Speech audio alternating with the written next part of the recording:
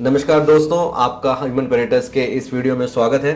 और आज हम इस वीडियो में यूजीसी नेट का जो एचआरएम एंड लेबर वेलफेयर का जो पेपर है जो कि 8 दिसंबर 2023 को हुआ था, इसका हम कंप्लीट सॉल्यूशन डिस्कस करेंगे। हम हर एक क्वेश्चन का आंसर बताएंगे और उससे रिलेटेड जो एक्सप्लेनेशन है उसको भी डिस्कस करेंगे। इसके अलावा हमने एक चीज और करी है, हमने हर एक क्वेश्चन को दो कैटेगरीज में बांटा है। पहली कैटेगरी है मॉडरेट कैटेगरी, दूसरी कैटेगरी है टफ कैटेगरी। अब ये मॉडरेट और टफ का मतलब क्या है? इसका मतलब ये है कि जो डिफिकल्टी लेवल है उस पर्टिकुलर क्वेश्चन का वो क्या है। ठीक है, तो बेसिकली इसको और अच्छे से समझने के लिए जो मॉडरेट कैटेगरी है उसका मतलब ये है कि अगर आपने सिस्टमेटिकली पढ़ाई करी है अपने एग्जाम के लिए और आपने अच्छे से उसको एक एक चीज को देखा है, तब वो सवाल आपका बन जाना चाहिए था। ठीक है, चाहे कोई थ्योरी हो चाहे कोई बावर बात हो, वो पक्का बन जाना चाहिए था।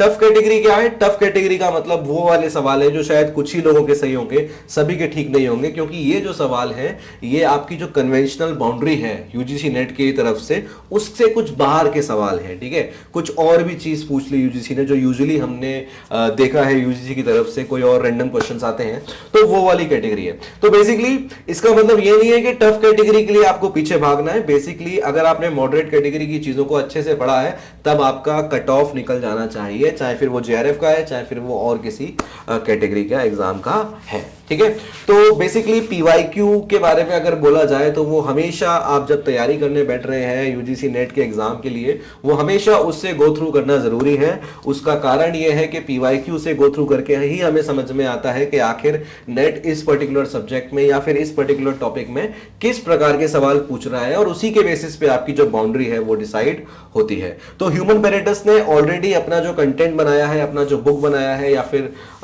जो क्लासेस भी होती है, वो इसी बात को ध्यान में रख के होती है कि आखिर वो सवाल जो हैं वो सवालों से क्या बाउंड्री बन रही है। और हम लोग ने 2009 से लेके 2024 तक जितने भी सवाल नेट के अब तक आए हैं उसको अलग अलग सब कैटेगरी में डिवाइड करके अलग अलग टेस्ट उसके बना दिए हैं। अगर आप पढ़ना चाहते हैं ह्यूमन पेरेटस के साथ, अगर आप हमारे संग तैयारी करना चाहते हैं, तो इसके लिए जल्दी से हमें कॉन्टेक्ट करिए, हमारी वेबसाइट विजिट करिए और हमारे साथ आप एक दिन का फ्री एक्सेस भी ले सकते हैं, जिसमें आप खुद ही देख सकते हैं कि आखिर बुक या फिर क्लासेस या फिर जो आपका जो सवाल है वो किस तरीके से है।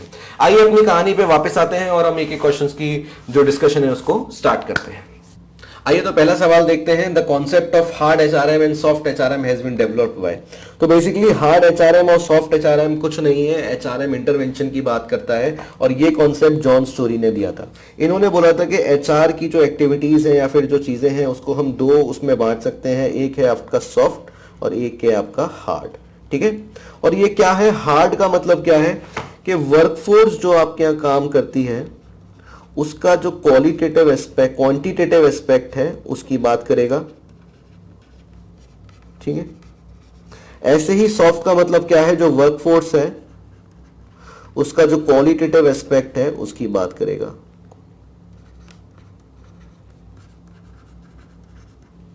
ठीक है, तो अब अगर आगे बढ़ूं, क्वांटिटेटिव एस्पेक्ट का मतलब क्या होता है कि परफॉर्मेंस मैनेजमेंट हो गया या फिर जो प्लानिंग हो गई, ठीक है, एफिशिएंसी हो गई, इन सब हार्डकोर चीजों की बात हुई। वहीं सॉफ्ट कोर का मतलब हो गया एम्प्लॉय से रिलेटेड जो सॉफ्ट एस्पेक्ट होते हैं, यानी कि जो एंगेजमेंट है एम्प्लॉय का कैसे बढ़ाया जा सकता है, मोटिवेशन जो है एम्प्लॉय कैसे मोटिवेटेड रह सकता है काम की तरफ, ठीक है, या फिर उसका जो डेवलपमेंट है उसके बारे में कुछ कुछ बात इसमें करी गई। तो इसीलिए इसका करेक्ट आंसर हो गया option A which is John story. आगे बढ़ते हैं। दूसरा क्वेश्चन जो है वो फ्रेड लुथांस का जो एसओबीसी मॉडल है वो भी आप लोगों ने पढ़ा होगा, उससे रिलेटेड है। और एसओबीसी मॉडल में जो एस है वो क्या स्टैंड करता है तो वो बात करी गई है। तो बेसिकली पहली बात तो ये मॉडल किस लिए है? ये मॉडल आपका कंसेप्चुअल फ्रेमवर्क ऑफ ओबी के बारे में बात करता है कि आखिर ओबी को जब हम कंसेप्चुअली देखते हैं तो उसका फ्रेमवर्क क्या होना चाहिए। और ये बात करता है कि ह्यूमन बिहेवियर जो है, ठीक है, ह्यूमन बिहेवियर है जिसके लिए हम पूरी ही ओबी की पढ़ाई करते हैं, इसको समझने का जो आसान तरीका है वो है आपका कॉज एंड इफेक्ट। ठीक है, तो कॉज एंड इफेक्ट के कॉन्टेक्स्ट में इसी के कहना चाहिए इसी के शीशे में सभी चीजों को देखा गया है कि ह्यूमन बिहेवियर किस तरीके से एक्ट करता है। तो अगर मैं एसओबीसी लिखना चाहूं यहां पे तो उसका क्या मतलब है? एसओबीसी, एस माने होता है आपका स्टिमुलस जो कि हमारा आंसर भी है, ओ माने आपका ऑर्गेनिज्म, बी माने आपका बिहेवियर, और सी माने हो गया आपका कॉन्सिक्वेंस। ठीक है, तो ये आपका ये और ये। अब इसका मतलब क्या है, इसका मतलब है आपका यहां पे स्टिमुलस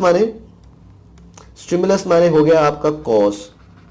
ठीक है, ऑर्गेनिज्म यहां पे इंडिविजुअल की बात करेगा, बिहेवियर माने हो गया आपका एक्शन, जो आपने एक्शन लिया, एंड कॉन्सिक्वेंस हो गया आपका रिजल्ट। ठीक है, तो दैट इज एसओबीसी मॉडल जिसे फ्रेंड लुतांस ने दिया, और बी आपका आंसर हो जाएगा। नेक्स्ट क्वेश्चन पे आते हैं। हॉफस्टीड की जो जीन हॉफस्टीड की जो स्टडी है, जो कि इंटरकल्चरल कम्युनिकेशन से रिलेटेड है, जो थ्योरी है उनकी, उसी से रिलेटेड ये सवाल है। इसमें जो उनके 4 डायमेंशन है वो कौन से हैं? वो है पावर डिस्टेंस, अनसर्टेनिटी और अवॉइडेंस, मैस्कुलिनिटी वर्सेस फेमिनिटी, और चौथा है आपका इंडिविजुअलिज्म वर्सेस कलेक्टिविज्म। तो इन्होंने बोला कि जो इंटरकल्चरल कम्युनिकेशन होता है वो इन चारों चीजों के हिसाब से एनालाइज किया जा सकता है, और ये चारों चीजें एक्सट्रीम में, ये चारों चीजों के जो एक्सट्रीम छोर है वो डिसाइड करते हैं। ठीक है, तो जैसे पावर डिस्टेंस हो गया, तो पावर डिस्टेंस में क्या हो जाएगा, एक एंड हो जाएगा आपका जहां पे जो लेस पावरफुल है उनकी सोसाइटी में एक्सेप्टेंस कितनी है, उसके बेसिस पे ये कंटिन्यूम चलेगा। दूसरा हो गया आपका, जो मैंने इंडिविजुअलिज्म और कलेक्टिविज्म की बात करी, यानी जो आपके कल्चर में जो लोग हैं वो इंडिविजुअल चीजों को ज्यादा तवज्जो देते हैं, या एज अ ग्रुप या एज अ कलेक्टिव चीजों को ज्यादा तवज्जो देते हैं। जैसे जैसे बोला जाता है इंडिविजुअलिज्म जो है वो वेस्टर्न कंट्रीज या फिर वेस्टर्न नेशंस की तरफ ज्यादा, वहां पे ज्यादा प्रैक्टिस किया जाता है। यहीं दूसरी तरफ जो आपका कलेक्टिविज्म है वो एशियन कल्चर में ज्यादा इंटीग्रेटेड माना जाता है। ठीक है, तीसरी चीज थी अनसर्टेनिटी अवॉइडेंस। इसका मतलब केवल रिस्क टेकिंग एबिलिटीज से है कि रिस्क टेकिंग एबिलिटीज जो है वो कम है या ज्यादा है, इसी के बेसिस पे दो एक्सट्रीम क्रिएट हो जाते हैं। और चौथी चीज है आपकी मैस्कुलिनिटी वर्सेस फेमिनिटी। इसका मतलब क्या है कि सोसाइटल ट्रेड्स जो होते हैं मैस्कुलिनिटी के, जैसे अचीवमेंट हो गया, कंपटीशन हो गया, इसको मैस्कुलिनिटी ट्रेड माना जाता है। दूसरे छोर पे हो जाता है फेमिनिटी ट्रेड्स, यानी कि आपका जो कोऑपरेशन हो गया, ठीक है, उन सारी चीजों की बात करते हैं। तो ये इस तरीके से इन्होंने इंटरकल्चरल कम्युनिकेशन पे थ्योरी दी थी, और हमारा आंसर बिल्कुल साफ है, रिलेशन टू अथॉरिटी जैसी कोई चीज नहीं है, इसलिए ये हमारा सही आंसर हो जाएगा। आगे बढ़ते हैं। A performance appraisal method which keeps a record of uncommonly good और undesirable and reviewing it with the employee at predetermined times. तो बहुत ही आपने इसको ना बहुत ही अच्छे से अपना परफॉर्मेंस मैनेजमेंट में पढ़ा होगा। ये बिल्कुल क्रिटिकल इंसिडेंट मेथड का ही सीधा सीधा डेफिनेशन है। अब इसका मतलब क्या होता है? इसका मतलब ये होता है कि जब एम्प्लॉय कहीं काम कर रहा होता है तो ऐसे कई सारे इंसिडेंट या ऐसे कई सारे मोमेंट्स आते हैं जो क्रिटिकल होते हैं। ठीक है, उनके बेसिस पे अगर मैनेजर जो है वो फीडबैक दे रहा है तो इसको कहते हैं परफॉर्मेंस अप्रेजल। इसको समझने का एक बहुत ही अच्छा एग्जांपल है, वो क्या है कि लेट्स सपोज आपके ऑर्गेनाइजेशन में एक एम्प्लॉय है, हर नेम इज सैरा। ठीक है, सैरा जो है वो कॉल सेंटर में काम करती है, और सैरा का जो मैनेजर है उनका नाम है मनोज। अब मनोज जो है वो चाहते हैं कि सैरा का मैं क्रिटिकल इंसिडेंट मेथड से परफॉर्मेंस अप्रेजल करूं। तो सैरा कॉल सेंटर में काम करती है, इनका कॉल आया, और कॉल एक ऐसे कस्टमर का आया जो बहुत ही फ्रस्ट्रेटेड है, और उस केस में एक क्रिटिकल इंसिडेंट बन गया। ठीक है, एक ऐसा इंसिडेंट बन गया जहां पे सैरा भी जो है वो एजिटेटेड हो जाएगी। अब सैरा इस क्रिटिकल टाइम को, इस क्रिटिकल कस्टमर को कैसे हैंडल कर रही है, क्या किस तरीके से वो काम रह रही है या फिर वो एजिटेटेड हो रही है, उन सारे मेजरमेंट को मनोज करेंगे, और मनोज बोलेंगे कि दिस इज द मोमेंट जिस पे मैं अप्रेजल करूंगा। तो उसे हम कहते हैं क्रिटिकल इंसिडेंट मेथड। ठीक है, तो ऑप्शन ए इसका सही आंसर है। नेक्स्ट क्वेश्चन जो है वो बात करता है ईपीआरजी फ्रेमवर्क की। ठीक है, तो बेसिकली मैनेजमेंट प्रैक्टिसेस से रिलेटेड जो ईपीआरजी फ्रेमवर्क होता है वो दिया है आपका हार्वर्ड वी पर्लमटर ने। ठीक है, इन्होंने ईपीआरजी फ्रेमवर्क दिया है जहां पे जो ई है दैट इज एथनोसेंट्रिक। ठीक है, जो पी है आपका वो पॉलीसेंट्रिक हो जाएगा, जो आर है आपका वो रीजियोसेंट्रिक हो जाएगा, और जो जी है आपका वो जियोसेंट्रिक हो जाएगा। ठीक है, तो इस तरीके से ये चारों प्रैक्टिसेस होती हैं। तो एथनोसेंट्रिक माने जो आपका होम कंट्री है उसकी मैनेजमेंट प्रैक्टिसेस को आप बढ़ावा देते हो। पॉलीसेंट्रिक माने कि जो आपका होस्ट कंट्री है, जहां पे आपका ऑर्गेनाइजेशन है, आप वहां के कल्चर को ज्यादा बढ़ावा देते हो, मैनेजमेंट प्रैक्टिसेस को बढ़ावा देते हो।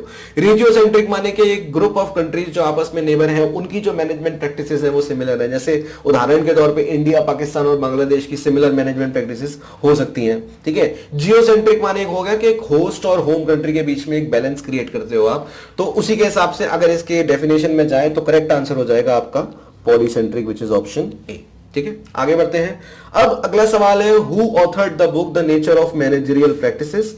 ये जो बुक है ये हेनरी मिन्सबर्ग ने लिखी थी 1973 में, और इसीलिए इसका करेक्ट आंसर हो जाएगा ऑप्शन बी। अब ये जो चीजें होती हैं कि किसी ऑथर ने कोई बुक लिखी है या फिर किसी ने कोई कोट किया है, ये चीजें यूजुअली याद करना थोड़ा सा कठिन होता है, ठीक है, बट हमने फिर भी इसको मॉडरेट कैटेगरी में रखा है क्योंकि ये नॉन नेगोशिएबल है। ऐसे सवाल यूजीसी नेट में अक्सर देखने को मिले ही हैं, लगभग हर पेपर में मिले हैं, तो इन चीजों पे भी आपको अच्छे से ध्यान देना है। Option B is the correct answer. आगे बढ़ते हैं। According to Hume management is the art of getting things done through people. ये एक बहुत ही फेमस कोट है जो कि मैरी पार्कर फोलेट के नाम से एक बायोग्राफी में मिला था, और ऑप्शन ए इसका सही आंसर हो जाएगा। नेक्स्ट है, which of the following is a single use plan. Single use plan से क्या मतलब है कि वो जो प्लान हुआ वो केवल एक ही एक्टिविटी तक सीमित रहा, एक ही एक्टिविटी तक वो यूज हुआ। तो अगर आप ऑप्शंस को देखोगे तो प्रोसीजर, पॉलिसी और रूल्स जो होते हैं वो एक तरीके से ऐसी चीजें हैं जो अलग अलग एक्टिविटीज के लिए होती है। पॉलिसीज और रूल्स तो सीधे सीधे गाइडलाइंस की तरह काम करेगा। प्रोसीजर हो गया कोई एक ऐसी चीज, किसी भी चीज को करने का प्रोसीजर जो अलग अलग यूज कर सकते हैं। जैसे कि अगर कोई एम्प्लॉय हायर किया गया तो उसका ऑनबोर्डिंग का प्रोसीजर क्या है, ठीक है, क्या वो स्टेप्स होंगी, तो वो हर एक एम्प्लॉयज के अलग अलग होगी, जो सिंगल यूज प्लान नहीं है। प्रोग्राम, जबकि on the other and odd one out हो रहा है यहां पे कि कोई एक प्रोजेक्ट है जिससे रिलेटेड जो प्रोग्राम चलाया है उसकी बात कर रहा है, तो इसीलिए ए इसका सही आंसर हो जाएगा। अगला सवाल जो है वो बिल्कुल ही सीधा सीधा डेफिनेशन का सवाल है। क्या कहता है कि ऐसे जॉब्स जहां पे ऐसे ग्रुप ऑफ जॉब जो सिमिलर है आपस में, ईच अदर आपस में, तो उनको हम क्या कहते हैं, उनको हम पे ग्रेड कहते हैं, जिसका डेफिनेशन होता है कि grouping of a job that has a same level of complexity।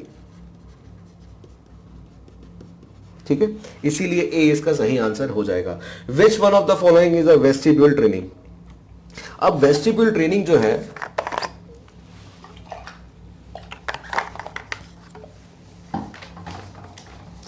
Vestibule training जो है वो अपने आप में एक कीवर्ड की तरह साउंड करता है कि अगर आपको इसका मतलब नहीं पता तो आप इसको कभी भी सही नहीं कर सकते, ठीक है, बट अगर आपने थोड़ा बहुत भी पढ़ा है तो आप इस कीवर्ड से बिल्कुल फेमिलियर हो गए, और इसका मतलब होता है ऑफ द जॉब ट्रेनिंग देना, बट एक ऐसा सिमुलेशन एनवायरनमेंट क्रिएट करना जहां पे जॉब की जो रिक्वायरमेंट्स है वो सारी होंगी। So that is option D. अगले क्वेश्चन पे आते हैं। Who among the following has identified three different skills, namely conceptual skills, human relation skills and technical skills for effective management.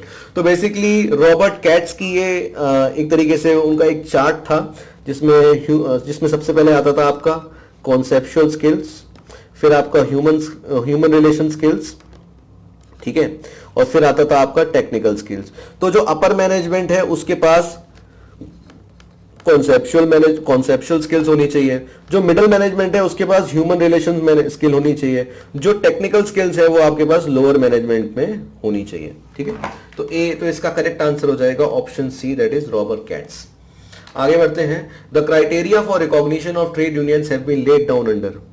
जो ये क्राइटेरिया है ट्रेड यूनियन का, अगर आपने लेबर लॉज पढ़ा है तो आपको बिल्कुल पता होगा कि रिकॉग्निशन जो है वो आपका ट्रेड यूनियन एक्ट में नहीं मिलता है, रजिस्ट्रेशन मिलता है। रिकॉग्निशन की कहानी जो थी वो 16th कॉन्फ्रेंस ऑफ आईएलसी जो हुई 1958 के अराउंड आई गेस, उस दौरान वो अडॉप्ट हुआ था, और वो कोड ऑफ डिसिप्लिन अडॉप्ट हुआ था, उसमें इंक्लूड किया गया था। बाय द वे जो कोड ऑन इंडस्ट्रियल रिलेशन आया है, जो अभी तक कहना चाहिए कि जो इफेक्ट अभी तक वो नहीं हुए हैं, एनफोर्स नहीं हुए हैं, तो उनमें रिकॉग्निशन ऑफ ट्रेड यूनियन का प्रोविजन डाल दिया गया है। तो करेक्ट आंसर हो जाएगा हमारा ऑप्शन सी। आगे बढ़ते हैं। Which pair of schemes of worker participation and the year of establishment is inconsistent. Basically ये चीजें भी याद करना थोड़ा सा कठिन होता है, बट इतनी बार ये चीजें पूछी गई है कि ये नॉन निगोशिएबल है कि आप इन चीजों को छोड़ दो। तो बिल्कुल सही, वर्क कमेटी 1947 आईडी एक्ट के बाद, जेएमसी 1958, शॉप काउंसिल और ज्वाइंट काउंसिल 1975 की स्कीम है, इसीलिए ये गलत हो जाएगा और हमारा करेक्ट आंसर भी हो जाएगा। तो ऑप्शन सी हमारा सही आंसर है, ठीक है। आगे बढ़ते हैं। Advisory board constituted under minimum wages act is to. अब जो एडवाइजरी बोर्ड बनता है मिनिमम वेजेस एक्ट में, वो सेक्शन 7 में बनता है, और उसके दो काम होते हैं। एक तो एडवाइस करना गवर्नमेंट को fixing and revising minimum wage, appropriate government को, और दूसरा काम होता है coordinating the work of committees and सब कमिटीज। तो ऑप्शन बी इसका सही आंसर हो जाएगा। Under the provision of minimum wages act, जो सेंट्रल एडवाइजरी बोर्ड होती है सेक्शन 8 की, इसमें जो इंडिपेंडेंट मेंबर्स है उनकी जो स्ट्रेंथ है that can not be more than 1/3 of the total members. तो सी इज द करेक्ट आंसर। ठीक है, आगे बढ़ते हैं। उसके बाद पूछता है एग्जेम्प्टेड एम्प्लॉय एस्टेब्लिशमेंट जो होता है ईपीएफ एक्ट में, वहां पे रिक्वायरमेंट होती है to establish which of the following. तो बेसिकली ये प्रोविजन तो है पर इसको हमने टफ में रखा है क्योंकि जब आप सेक्शन 17 देखते हो वो बहुत ही बड़ा होता है और यूजुअली इसको हम ना पढ़ने की सलाह नहीं देते हैं, बट अगेन उन्होंने पूछा है तो इसको हमने टफ में रखा है और इसका करेक्ट आंसर है board of trustee. Again board of trustee जो है वो सेंट्रल बोर्ड भी कहलाता है इस एक्ट में। ठीक है, तो बी इसका सही आंसर हो जाएगा।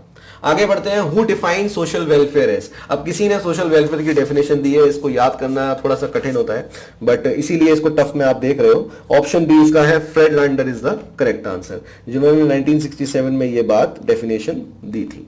उसके बाद which welfare amenity is not included in the intramural amenity. तो बेसिकली क्या हुआ था, आईएलओ ने 1963 में जो इंडस्ट्रियल वर्कर्स हैं उनको लेके वेलफेयर फैसिलिटीज की कमिटी बनाई थी और उस कमिटी ने इन एक्टिविटीज को जो कर सकते हैं वेलफेयर के लिए दो भागों में बांट दिया था। एक था आपका इंट्राम्यूरल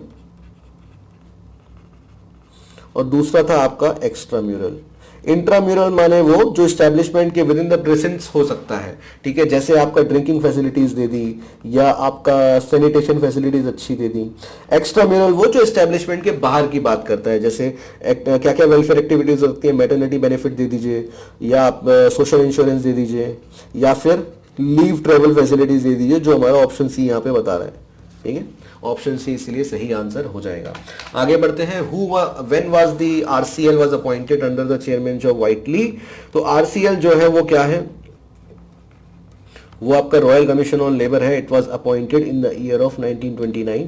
तो option B is the correct answer. ठीक है, next, which of the following is are not the functions of management according to Henri Fayol. काफी हेनरी फेयल के जो फेमस 5 मैनेजमेंट के वो थे फंक्शंस, वो काफी फेमस हैं। वो क्या थे, सबसे पहला था आपका प्लानिंग के बाद था आपका ऑर्गेनाइजिंग के बाद था आपका कमांडिंग के बाद था आपका कोऑर्डिनेटिंग के बाद था आपका controlling.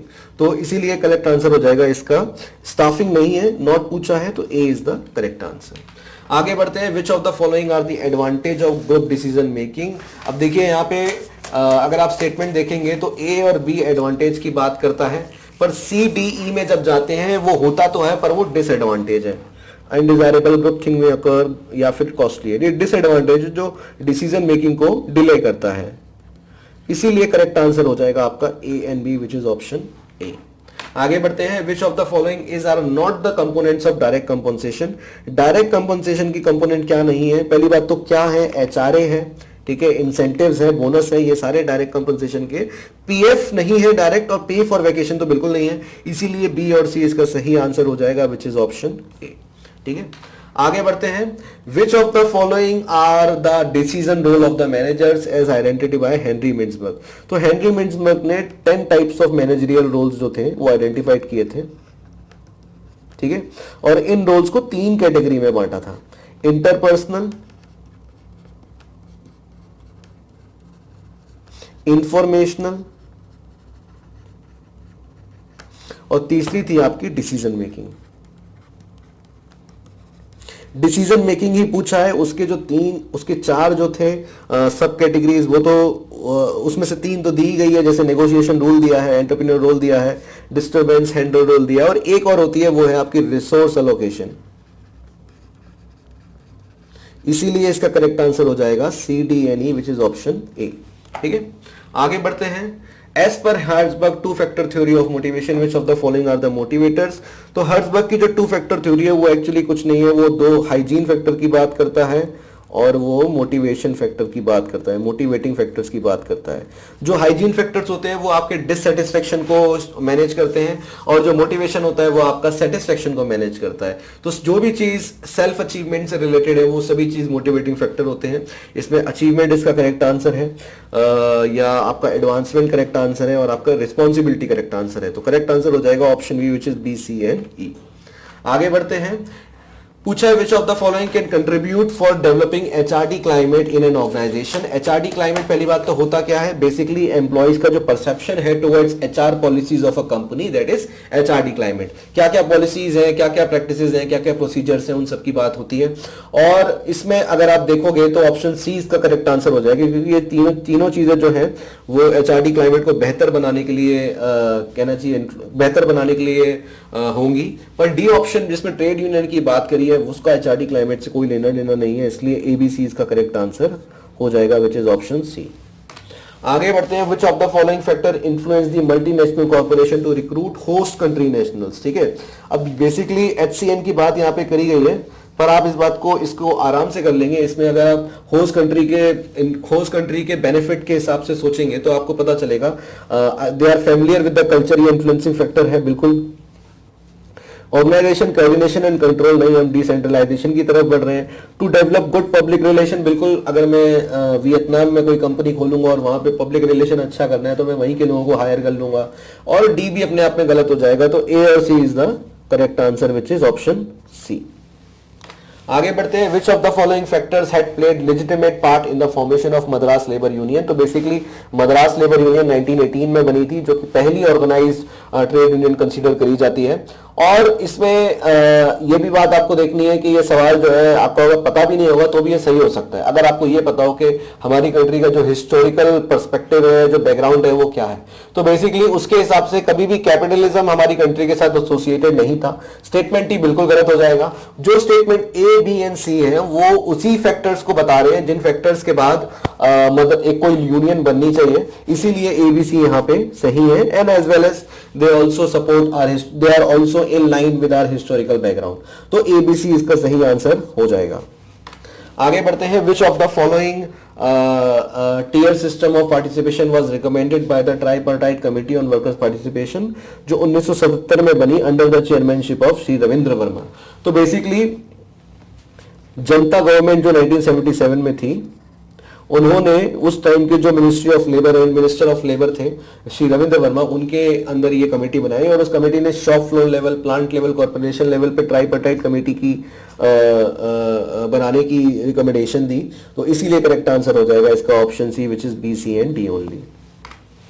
Which of the following AI All India Trade Union Organization were in existence by the end of 1933? तो बेसिकली ये जो सवाल है ये पहले भी इसी प्रकार का सवाल नेट में आ चुका है, ठीक है। इसीलिए मैंने कहा था पीवाईक्यू को देखना बहुत जरूरी है। पर आप ये गलतफहमी में मत जाइएगा कि जो पीवाईक्यू के सवाल है उनको याद कर लिया और जाके सवाल दे दिया। आप खुद ही कॉमन सेंस लगाइए, क्या वो सारे सवाल रिपीट होंगे? इक्का तुक्का रिपीट हो सकते हैं, उनके बेसिस पे आप वो जो मार्क्स इकट्ठा कर सकते हैं, पर पढ़ाई से बचना नहीं हो पाएगा, ठीक है।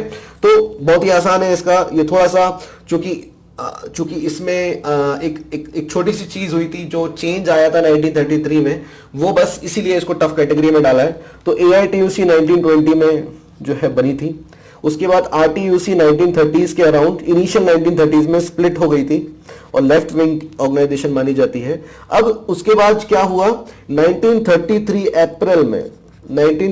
अप्रैल में जो आपकी आईटीयूएफ थी, जो आपकी एआईटीयूएफ थी, और जो आपकी कहना चाहिए एनएफएल थी, ठीक है, यानी कि ये हो गई। इसने मिलकर क्या बना दिया, एनटीयूएफ, जो कि सी में दिया गया है, ठीक है। हमारे जो ह्यूमन पैरेटस के स्टूडेंट है उनका तो सवाल गलत होना ही नहीं चाहिए था, वहां पे साफ साफ लिखा हुआ है बुक में कि अप्रैल 1933 में ये जो ऑर्गेनाइजेशन थी एनटीयूएफ बनी थी। तो एबीसी इसका सही आंसर है, विच इज ऑप्शन सी। आगे बढ़ते हैं, इंटरस्टेट माइग्रेंट वर्कमैन में जो सेक्शन 12 है ड्यूटीज ऑफ कॉन्ट्रैक्टर, वो उससे रिलेटेड सवाल है। और इसमें जो स्टेटमेंट सी है जहां पे रिटेंशन अलाउंस की बात करते हैं, केवल यही गलत है, बाकी सब सही है। तो एवीडी इसका करेक्ट आंसर हो जाएगा, विच इज ऑप्शन डी। आगे बढ़ते हैं, सेक्शन 11 सर्टिफाइंग सर्जन की बात करता है माइंस एक्ट में। उसकी दो ड्यूटीज हैं जो कि स्टेटमेंट ए और बी में हमारे सामने प्रत्यक्ष है यहाँ पे, और सी और डी एकदम गलत हो जाएंगे। तो इसीलिए इसका करेक्ट आंसर हो जाएगा option B, which is A and B only. आगे बढ़ते हैं, as per the building and other construction workers act the appropriate government may make rules to. ये सेक्शन 28 में ये पावर मिलती है नॉर्मल वर्किंग डेज से रिलेटेड फिक्स करने के लिए। और यहाँ पे अगर आप सी स्टेटमेंट देखोगे वो कहता है provide for a payment of work on a day of rest not less than average daily veg. एक तो डे ऑफ रेस्ट पे बुलाना है और उसके बाद पैसा उतना ही देना है जो नॉर्मल डे पे देते हो, ऐसा नहीं है। सेक्शन 29 में जब हम ओवर टाइम देते हैं तो ओवर टाइम में पता चलता है twice at the rate of ordinary rate of wages के हिसाब से, एवरेज डेली वेज के हिसाब से देना है, इसलिए ये गलत है, बाकी सब सही है। तो ABD ही इसका करेक्ट आंसर हो जाएगा विच इज ऑप्शन सी। ठीक है, आगे बढ़ते हैं, अगले सवाल पे आते हैं। अगले सवाल में नॉट करेक्ट पूछा है EPF एक्ट से रिलेटेड। तो अगर एप्लीकेबिलिटी के प्रोविजन दिए हैं, पहला स्टेटमेंट ही आपका गलत हो जाएगा, क्योंकि आपको यह पढ़ने में तो ठीक लगेगा पर यहां पे ना एक तो इंडस्ट्री वर्ड का इस्तेमाल किया गया, मैन्युफैक्चर वर्ड का इस्तेमाल नहीं किया गया। दूसरी बात थ्रेशोल्ड दी है विच इज 20 और मोर, जो कि यहाँ पे मिसिंग है, तो इसलिए ये गलत है, बाकी सब सही है। और आपका ऑप्शन इनकरेक्ट पूछा है तो ऑप्शन ए इसका करेक्ट आंसर हो जाएगा। आगे बढ़ते हैं, अगेन EPF एक्ट का सवाल है और पेंशन फंड से रिलेटेड पूछा है। हालांकि ये मॉडरेट में मैंने लिखा है पर ये काफी ही अच्छा सवाल है। इसमें जो कंट्रीब्यूशन है उसकी कहानी में हम जाते हैं तो हमें पता चलता है जो पेंशन फंड होता है उसमें एम्प्लॉय का कंट्रीब्यूशन नहीं जाता है, केवल एम्प्लॉयर का कंट्रीब्यूशन जाता है, वो भी नॉट मोर देन 8.33%। ठीक है, इतना जाता है एम्प्लॉय का। और इसीलिए जो स्टेटमेंट आपका डी है वो गलत है, बाकी सारे सही हैं। तो ABC इसका सही आंसर हो जाएगा विच इज ऑप्शन सी। ठीक है, आगे बढ़ते हैं। अब ये सवाल अगेन मैंने टफ कैटेगरी में इसलिए डाला है क्योंकि दिखने में ये आसान है पर जो पढ़ते हैं वो जानते हैं कि सेक्शन याद करना अपने आप में नामुमकिन सा टास्क है। और अगर आप याद कर सकते हो, अगर आपकी मेमोरी इतनी शार्प है तो करिए, पर इसमें समय अगर आप नहीं कर सकते तो समय व्यर्थ करने की जरूरत नहीं है। एक दो सवाल ऐसे आते हैं जो पता नहीं UGC क्यों देता है। तो बेसिकली देख लेते हैं, सेक्शन 46 कैंटीन की बात करता है, PL एक्ट का सेक्शन 11 भी कैंटीन की बात करता है और कॉन्ट्रैक्ट लेबर एक्ट का भी कैंटीन की बात करता है। ठीक है, बाकी ये दोनों जो है वो कैंटीन की बात नहीं करते हैं। बेसिकली जो सेक्शन 44 है वो फैसिलिटीज फॉर सिटिंग की बात करता है और सेक्शन 12 जो है वो क्रेच की बात करता है। तो नॉट पूछा है तो C और D इसका सही आंसर हो जाएगा और आपको B ऑप्शन टिक करके आना था। ठीक है, आगे बढ़ते हैं। What are the economic causes of migration. अब माइग्रेशन के जो कॉजेज होते हैं वो इकोनॉमिक भी हो सकते हैं, वो सोशल भी हो सकते हैं। तो बेटर एम्प्लॉयमेंट अपॉर्चुनिटी एक इकोनॉमिक कॉज है, मैरिज सोशल है, हायर वेजेस इकोनॉमिक है, सोशल डिस्क्रिमिनेशन सोशल है, attraction of better facilities and infrastructure भी इकोनॉमिक है। तो A, C और E इसका करेक्ट आंसर हो जाएगा विच इज ऑप्शन C। ठीक है, आगे बढ़ते हैं। Arrange the following steps in sequential order for designing a structured interview. Again इसमें भी कॉमन सेंस लगाना था, ये सवाल बिल्कुल सही होता। तो पहले तो आप एनालाइज करोगे जॉब का, उसके बाद आप क्या करोगे, उसके बाद आप जो मेन ड्यूटी है उसको रेट करोगे। ठीक है, रेट करने के बाद इंटरव्यू क्वेश्चन बनाओगे, उसके बाद इसके बेंचमार्क पे आंसर तैयार करोगे, उसके बाद आप अपॉइंट करोगे इंटरव्यू पैनल को जो वो क्वेश्चन पूछेंगे। तो CDAEB जो ऑप्शन बी में आपको दिया गया है। आगे देखते हैं 72 में बात करता है arrange in sequence the committee commission setup by the central government. अब ये थोड़ा सा कठिन सवाल है क्योंकि अब ये सब याद करना थोड़ा कठिन होता है। और Bombay textile labour inquiry committee 1943 में बनी। ठीक है, रॉयल कमीशन ऑन लेबर जो था, सॉरी ये 1940 में बनी। ठीक है, रॉयल कमीशन ऑन लेबर जो था वो आपका 1929 में आया, 1931 में इन्होंने सबमिट करी अपनी रिपोर्ट, ये 1943 है और ये आपका 1966 है। तो इसके बेसिस पे हमें पता चलता है करेक्ट आंसर हो जाएगा BANCD। ठीक है, आगे बढ़ते हैं। अब ये पेमेंट ऑफ ग्रेच्युटी एक्ट के अगेन सेक्शन नंबर है, इसको भी आप टफी कैटेगरी में मानिए।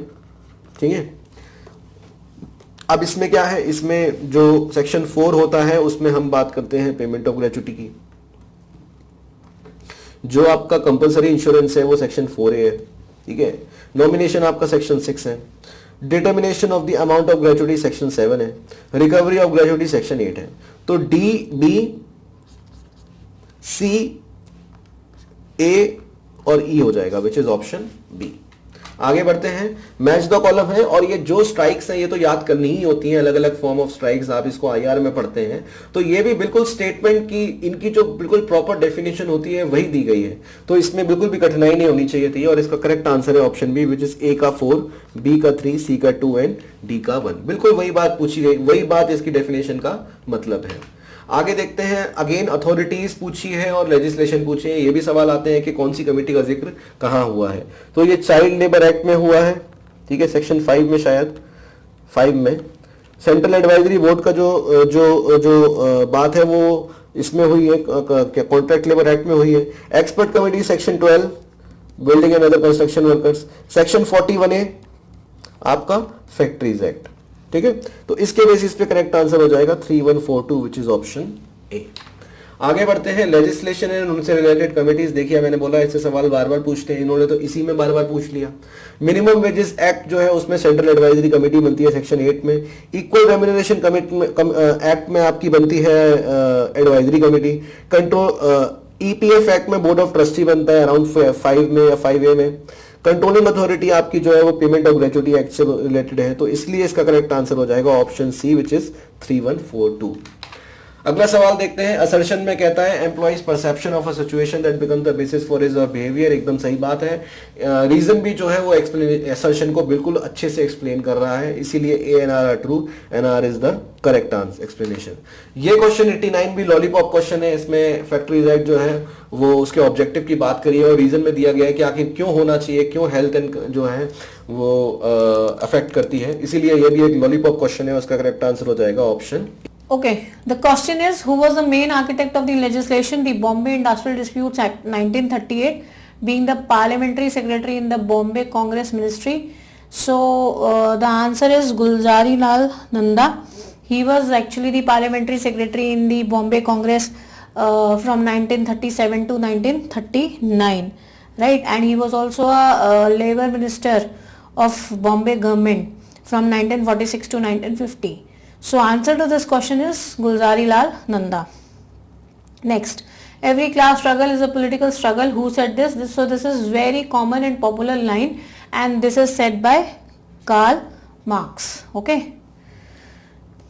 Next is a strike called by proper authority in a union and in conforming with the requirement of law is called. So this type of strike is called authorized strike. So if we talk about wildcat strike, so wildcat strike is that strike which is basically done without proper authority, right, or without the consent of the unions. And as far as jurisdictional strike is concerned, it is that strike which results from the dispute between different trade unions over their jurisdiction or their work assignments or in relation to group of employees they represent, right? And general strike is when all or most of the trade unions they collectively stop work, that is called general strike. So answer to this question is authorized strike.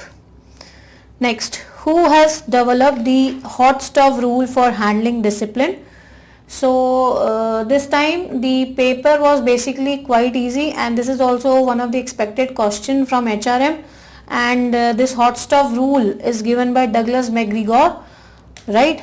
And wherein as per this hot stove rule, the Douglas has created the analogy between the hot stove, touching the hot stove, and the underlying discipline, right? And he has also given the characteristics for handling discipline, that there are 4 things that have to be kept by every manager before taking any kind of disciplinary action against the employees. That is immediate investigation, previous warning, then consistency should be there, and of course the disciplinary action should be impersonal, right? Next, what are the minimum and maximum numbers of prescribed members in the Industrial Dispute Act for protected workmen? So straightforward, the protected workmen definition has been given under Industrial Dispute Act 1947. And what is the minimum maximum number? That is minimum 5 and maximum 100%. So the definition says in every establishment 1% of the workers to be recognized as protected workmen, subject to minimum of 5 and maximum 100. So if there are 1000 workmen in any establishment, then if we obtain the 1% of it, that comes out to be 10, right? So 5 minimum, maximum 100. So which means this is okay number. But if total number of workmen are 300, then this comes out to be 1% of 300 is 3, right? But here the law says the minimum number cannot be below 5. So means this cannot be the number of protected workmen. Here at least 5 should be kept as minimum number of protected workmen, right? Okay. Next, which method of settling industrial disputes does not include direct state intervention? Again, very simple question. Almost the hint is given in every option. First option says statutory establishment of bipartite committee. So bipartite committee consists of one part is from the employer and the other part is from the worker side, right? So statutory, they are saying, so statutory means that there must be any kind of state intervention. That is why it is called statutory. Adjudication, if we say adjudication, again it is like involvement of labor court or tribunals are there, with the help of which the industrial dispute is going to be resolved. So again it is under the government control. Compulsory conciliation, they are saying. So conciliation is when the industrial dispute has been referred to the conciliating officer. So that can be done voluntary as well as it can be referred to as by the government also. So compulsory is when the government is referring the dispute for the conciliation to the conciliating officer. Again, in all these three, state intervention is there, but in collective bargaining. So if I have to talk about collective bargaining, what exactly it is, it's nothing but wherein the representatives of employer and employee, they sit together to negotiate the terms of the employment. So that is collective bargaining. So there is no kind of state intervention. So answer to this question is C. Next, the Right of Children to Free and Compulsory Education Act 2009 was enacted in accordance with which of the following article? See, the real answer to this question is not mentioned in the options. However, if we look forward to other articles, Article 41 basically provides for right to work, right to education and right to public assistance in certain cases, that is in cases of unemployment or old age, sickness and disablement or other cases of undeserved want. So as per Article 41, we can assume that the right of children to free and compulsory education is related to this article. However, more precisely, Article 21A is there, which is right to education, right? And this the underlying objective of this Right of Children to Free and Compulsory Education Act is to provide free and compulsory education to all children of age between 6 to 14 years. And this is in alignment with the Article 21A of Right to Education. Okay. So answer इसमें 21A होना चाहिए था. However, the option is not given, but Article 41 of course covers the right to education. So that is why the answer to this question is A. Which of the Constitution of India provide for the which article of the Constitution of India provide for the participation of workers in management of industries? So इसका भी बहुत straight forward answer है Article 43A, which deals with participation of workers in management of industries. Next, the site appraisal committee is required to submit the report to the state government after how many days of the receipt of an application for establishment of a factory involving a hazardous process under the Factories Act 1948. Very common question from the Factories Act. Many a times it has been appeared in the past attempts also. The site appraisal committee is basically constituted by the state government, where it seeks its advice on giving approval for factories involving hazardous process for its location of the site or for expansion of such factories, right? So the recommendation from the site appraisal committee to the state government is to be given in 90 days. Okay. The term wages under the Contract Labour Regulation and Abolition Act 1970 has the same meaning assigned to it under which of the following legislation? So I have been telling you in my classes that these kind of questions are also expected, that where there is a reference of some other act in one particular act. So Contract Labour Act, wages definition, they say take the definition from the Payment of Wages Act. So when we go through the definition of wages under the Contract Labour Act, it simply says that it means same as the wages definition under Payment of Wages Act 1936. So answer to this question is option B. What is the minimum number of persons to be nominated by the appropriate government to the advisory committee constructed under the provisions of the Equal Remuneration Act 1976? So here the role of appropriate government is there, which constitutes the advisory committee, and it says that this committee is to be framed for the purpose of increasing employment opportunities for females, and it should consist of at least 10 persons, that to be nominated by the appropriate government, and where half of them should be female. So answer to this question is 10. Okay. The shape of supply curve of individual labor is, so individual supply curve, it does not goes like this, but it goes like this because of the substitution effect and income effect. So as per substitution effect, the wages, when the wages are showing the increasing trend, the people put in more hours to work, right, to earn more. So this is substitution effect, that is all positive effect. But because of the income effect, which is having negative impact on the supply curve of the individual labor, the with the increase in the wages, the workers, they start preferring more leisure time as compared to put in more hours into work, right? So out of the interplay of substitution effect and income effect, the supply curve of individual labor curve slopes backward. Okay. Which of the following statements are correct relating to lockout? Very simple question related to definition of lockout. So look at the statements one by one. A lockout is the closure of a place of business or employment or the suspension of work. Yes, it is closure of the place of the business or employment or the suspension of work. So lockout is the weapon in the hands of the employer, whereas strike is the weapon in the hands of employees.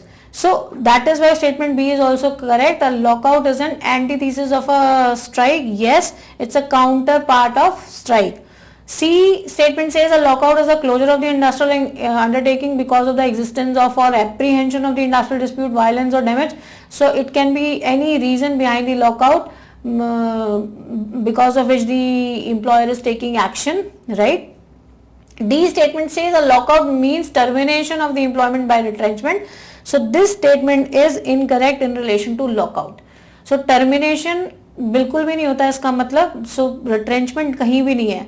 So lockout is when the place of the business is closed down by the employer or suspension of work is there, right? So A, B, C are correct while D is not correct.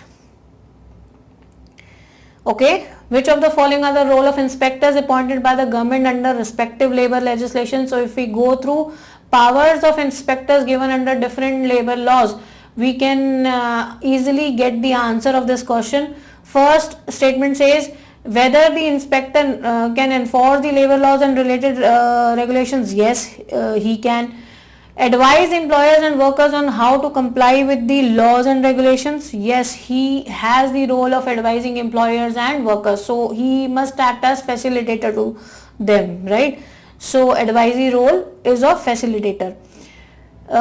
He may also issue show cause notice to offending employers for not complying with the provisions of the law. So if the employers are not complying with the provisions of the law, he has this power to issue show cause notice to the offending employers. Okay. Next is file prosecution in the concerned court if despite show cause notice compliance is not secured in time. So yes, he can do. So if show cause notice is not been complied, he can also file prosecution.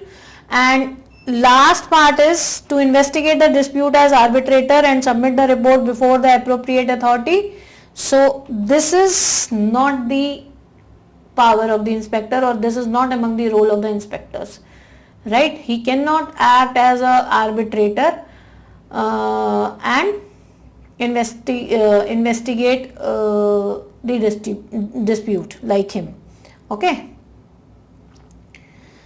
So first four statements are correct, while the fifth one is not correct.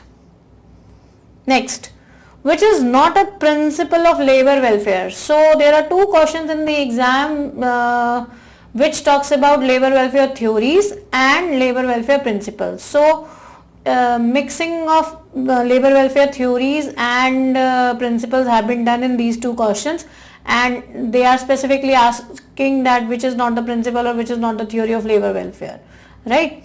So if we talk about principles of principles of labor welfare, principle of social responsibility of industry is a principle of labor welfare, not a theory.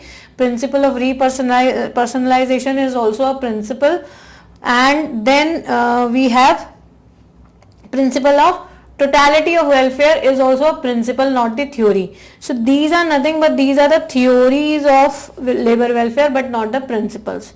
So that is why D is the correct answer to this question. Okay. Next, which is not a theory of labor welfare? C. Again, theory of labor welfare is कौन सी नहीं है इसमें से? So Paulist theory. So if I have to talk about theories of labor welfare more prominently, there are 7 theories of labor welfare we have to do. Paulist theory, religious theory, philanthropic theory, trusteeship theory. Then we have placating theory, public relation theory, and functional theory. And if we look at the functional theory is also called efficiency theory. ठीक है? So यहाँ पे थोड़ा सा confusion हो सकता है. If we look at this, this is also the theory. This is not the theory, but this is the principle of labor welfare. So B should also be there in the final answer, right? तो अगर आप देखोगे तो B यहीं पर ही है. And along with that they have given the theory of efficiency, but please note that there is the functional theory is also known as efficiency theory. So वहाँ पर theory में भी efficiency word है, and at the same time there is principle of efficiency among the principles of labor welfare. ठीक है, तो यहाँ पर थोड़ा सा confusion हो सकता है, but yes B के साथ D ही दिया हुआ है तो यहाँ पर C मार्क किया जाना चाहिए था, right? ओके, तो प्लेकेटिंग थ्योरी भी एक थ्योरी है लेबर वेलफेयर की, राइट? फिलैंथ्रोपिक थ्योरी भी है. Next, arrange the following management concepts in terms of period of evolution from earliest to latest. तो evolution के period में हमको इनको arrange करना है, ठीक है? तो थोड़ा सा confusing question है, अगर आपको पता हो ये specific question है कि जहाँ पे time period से उनको relate कर दिया गया है, ठीक है? तो if I have to talk about time and motion study सबसे पहले आया था US में, ठीक है? early 20th centuries में आया था, early 20th century में. So this is first to be placed, and then the concept of informal organization was there, ठीक है? And this was around 1930s. So this is early 20th century, right? And then came need hierarchy model by Abraham Maslow around 1943, and then came MBO management by objective P.F. Drucker in 1954. This person has introduced MBO in his famous book The Practice of Management. And last but not the least, Six Sigma, that came in 1986 by two of the engineers, Bill Smith and Michael Harry, right? And later on it was also popularized in GE in 1995. ठीक है? So this is how it goes with option C, right? Next, arrange the process of disciplinary action in industrial undertaking in the proper sequence. ठीक है, तो बहुत ही easy question है, बहुत ही logical question है, wherein the framing of charges, the process of disciplinary action starts with framing of charges, then a charge sheet has to be filed. Basically it's a formal document of accusations against the employee against whom the disciplinary action is required, right? And then proper conduct of domestic inquiry is there. So this is the first step, this is second step, this is third step, and then finally the punishment. right? So appropriate disciplinary action is taken against the accused employee. So accordingly, B is the correct answer to this question. Next, arrange the following welfare facilities provided under the Factories Act 1948 in ascending order as per their sections. तो अगर sections याद हैं तो easy है बहुत ही, and on and off basis I have many a times told you that जो भी classes में section बताए जा रहे हैं at least we must go through them. ठीक है, तो लाइन वाइज देखें तो क्रेच सेक्शन 48 है, कैंटीन 46 है, वॉशिंग 42 है, फर्स्ट एड अप्लायंसेस 45 है and sitting is section number 44. Okay, and this is how it goes with option B. ठीक है, next. Okay, now we have to match the various occupational diseases with their particulars. तो बहुत ही आसानी से हो जाता है ये अगर दो ऑप्शन हम देख लेते. So silicosis is related to caused by inhaling dust containing silica, right?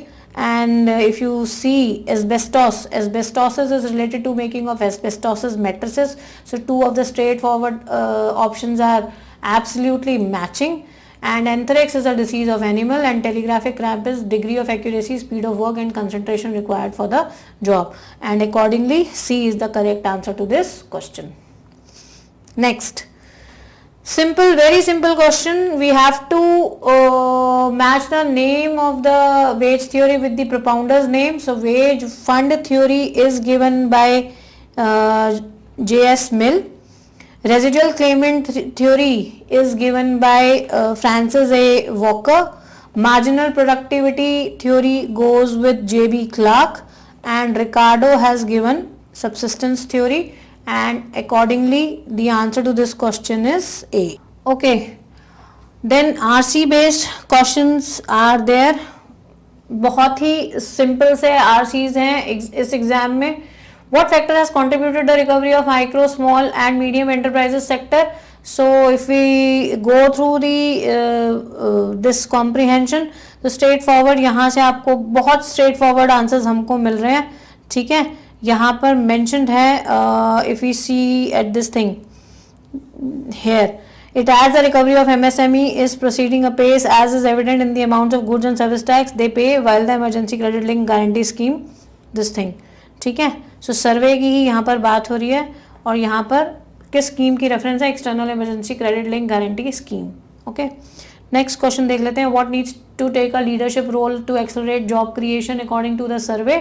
तो यहाँ पर भी हमें आंसर मिल जाएगा इजीली. जॉब क्रिएशन की जहाँ पर बात की गई है, answer to this question, here is the answer to this question. Private capex soon needs to take up the leadership role to put a job creation on a fast track. So private capex की बात हो रही है यहाँ पर. ठीक है, next, what played a role in boosting consumer sentiments and consumption rebound in India?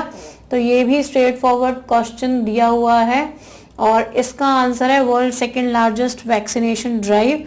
तो यहाँ पर लिखा हुआ है world second largest vaccination drive involving more than 2 billion doses also serve to lift consumer sentiments. ठीक है, यहाँ पे लिखा हुआ है. Next is India's economic growth in financial year has been principally led by boost in agricultural export, and next statement given is inflationary impulses from the reopening of China's economy turned out to be neither significant nor persistent. तो first statement अगर आप देखोगे तो पहली line से हमें detect हो जाएगा this statement is incorrect. Okay, where it is talking about private consumption and capital formation. Okay, तो agriculture export की बात कहीं नहीं हुई है, so that is why this statement is not correct, while statement 2 is correct, जो कि यहाँ पर mentioned है.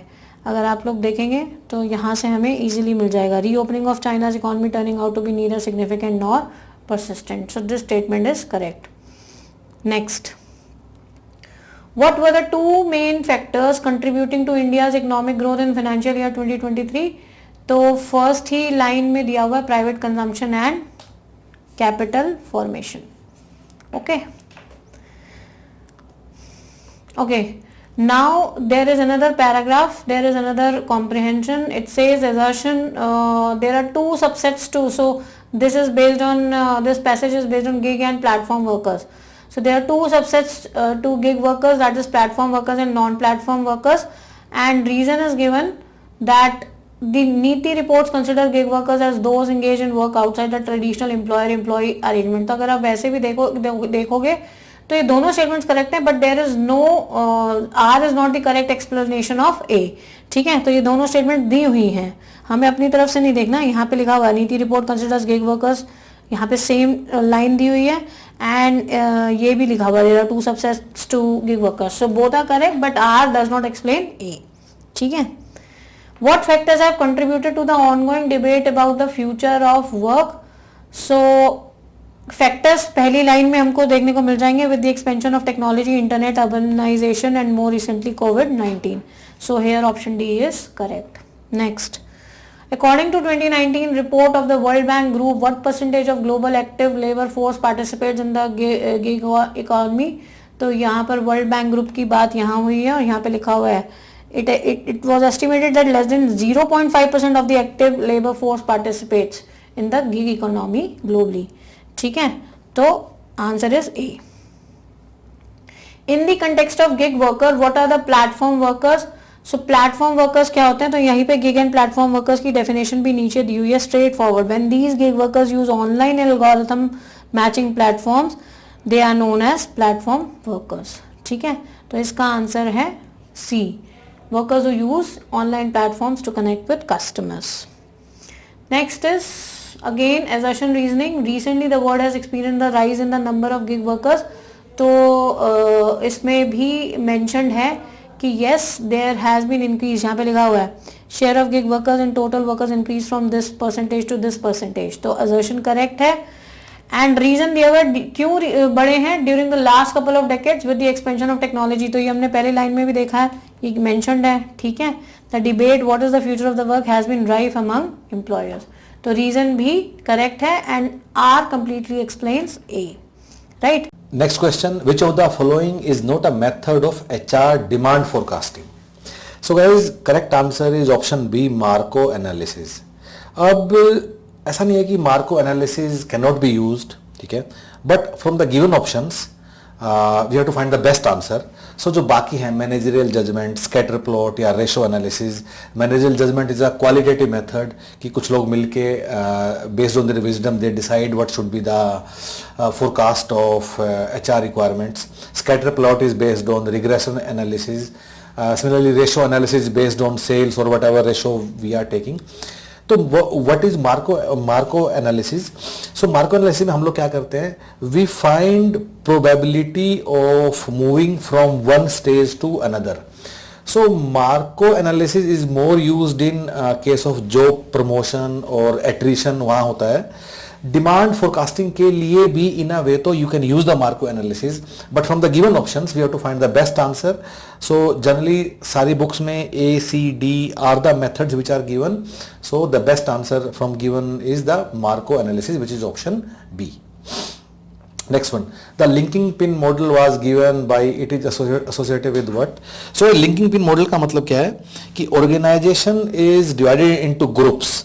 And for example there is a group of managers, then there is a group of workers. ठीक है, now there are some guys, there are some employees who are connected to both groups. For example there is a manager, so this manager is also connected to a subordinates group and he is also part of, this individual is also part of a manager group. So he acts like a linking pin between the two groups. So this is what linking pin model is, and therefore correct answer is intergroup behavior. Intergroup behavior between two groups.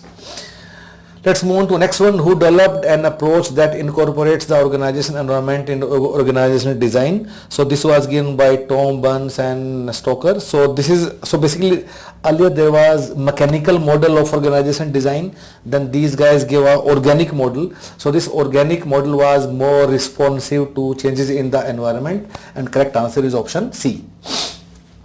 The online system that help employees attract, gather, screen, compile and manage application is known as applicant tracking system. काफी आसान सवाल. Which one of the following is identifies as third dimension of Reading three-dimensional model of leadership? So guys, एक Reading का model होता है जिसमें 3 dimension हम लोग ऐसे स्टडी करते हैं, and you will see it here like here. Okay. तो ऐसा कुछ मॉडल आप लोगों को दिखाई देगा। पर in context of this question जो 3 है, एक होता है task orientation, then second one is relationship orientation, and third one is effectiveness orientation. Task, relationship and effectiveness. Therefore correct answer is option A. Access to social security has become a fundamental right. Again, this was done in UN declaration in 1948. Advanced capitalistic economy generally suffer from which type of unemployment? Correct answer is cyclical unemployment. So guys, advanced capitalist and economy में क्या होता है? Lot of fluctuation in business cycle. So there is a economy is growing very fast, then there is a recession. Accordingly एकदम बड़े सारी hiring होगी, फिर layoff होंगे, and therefore cyclical unemployment is more relevant in case of advanced capital economies, and D is the correct answer. Which one of the following is true as per modern economics? Correct answer is B. Expansion in monetary policy is effective in increasing employment. So जैसे monetary policy will be more like there will be more money supply, interest rate will go down, more activity in the market, more industries working and people are getting more and more jobs. Correct answer is option B. Next one, in an income ledger diagram, the wage rate are represented by. So guys, let me show you. On x-axis we have got laser, on y-axis we have got income, okay, and this is my indifference curve, okay. So what is your budget line? So budget line is tangent to this. So this is my budget line. Budget line is nothing but trade-off, which gives a trade-off between income and number of hours of labor. So guys, the slope of this budget line, which will be nothing but, if I say OAB, then slope of this budget line, which will be OA divided by OB, will give the wage rate. So slope of budget line means what? Slope of budget line means what? It means that how much income worker will look for whenever he is giving 1 hour of time, 1 hour of the free time which he is giving. How much income will demand for that? That is nothing but your wage rate, which will be given by OA by OB. Therefore, this is nothing but slope of budget line. Correct answer is option C. Which one of the following are correct related to systems approach? So UGC has given answer to be A, but according to us, correct answer is option C. So what UGC is saying that A is correct, B is correct, and D is incorrect, and C is also incorrect. But what we think is that C is also correct, and therefore correct answer should be C. But mind it, as per UGC net, correct answer is A. But what we suggest that correct answer is option C, because yes, in systems approach, system does interact with the environment. You can read it from any book. Next one, which of the following is not form of simulation? So guys, you can very well see जिसमें कुछ real time interaction है, वो सब simulation activities होती हैं, जैसे कि role playing या फिर in basket exercise या business games. और जो नहीं होंगे वो कौन से होंगे? Coaching and conference. Therefore, B and D are not part of simulation kind of training, and therefore correct answer is option B. Which of the following are true regarding personality? You can go through these sentences. Correct answer is option B. Ways good strategy of development was propounded by.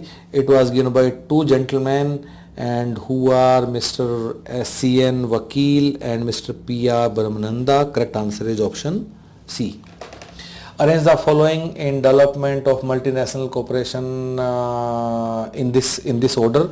So guys, we start with domestic first, and then we go to international, then we go to multinational, and finally we become global.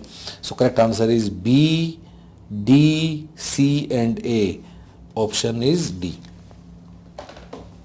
Arrange the following steps of OB modification. So we teach this in the chapter which is named organization development, which we do along with the change management under the subject of OB. Correct answer is option C. We have to find out in which year these schemes of worker participation in management was done. Very well known question और काफ़ी अच्छे से हर बार ऐसा कुछ सवाल आता भी है. Correct answer is option B. Wages form the pivot around which most of the labor problems revolve. Problems concerning economic social condition of wages and wage earners have become tropical. So guys, statement 2 is correct. लेकिन जो statement 1 है वो भी UGC ने बताया correct है, but it's quite I mean कुछ लोग इसको इनकरेक्ट भी मार्क कर सकते थे, क्योंकि ऐसा नहीं है कि लेबर की प्रॉब्लम सेंट्रली वेजेस के अराउंड ही घूमती हैं, और भी काफ़ी सारे इश्यूज होते हैं. So as per UGC answer key both are correct, but of course it's a poor quality question, इसलिए हमने इसको टफ की कैटेगरी में रखा. अगर किसी ने डी भी मार्क किया होता तो आई थिंक उसका कसूर नहीं था. It's a poorly framed question. Again guys very simple question कि किसने कौन कौन सा कॉन्सेप्ट दिया था. Correct answer is option B. Types of interviews, correct answer is option C. HRD frameworks, correct answer is option A. Theories of motivation, correct answer is option D. Again names of books, again these are also very well known books. इसके ऊपर भी काफ़ी सारे सवाल भी आए हैं पहले भी. Correct answer is option A. So काफ़ी आसान पेपर है जो HRM का. आपकी बार आसान का मतलब काफ़ी प्रेडिक्टेबल है. अगर किसी ने पिछले सालों के सारे क्वेश्चन किए तो ये डेफिनेटली उसका ठीक होना चाहिए था. Best way to motivate worker is, तो काफ़ी थ्योरेटिकल से स्टेटमेंट्स है दोनों, and you can very well make it out that A and R are true and R is correct explanation of A. For this one guys, correct answer is option C. We have put into tougher category because Wagner Act की बात की है. Generally after 2019 international